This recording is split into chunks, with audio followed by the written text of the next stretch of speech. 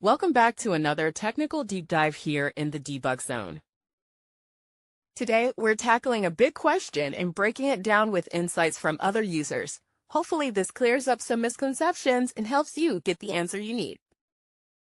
So, buckle up, stay a little curious, and let's jump right in.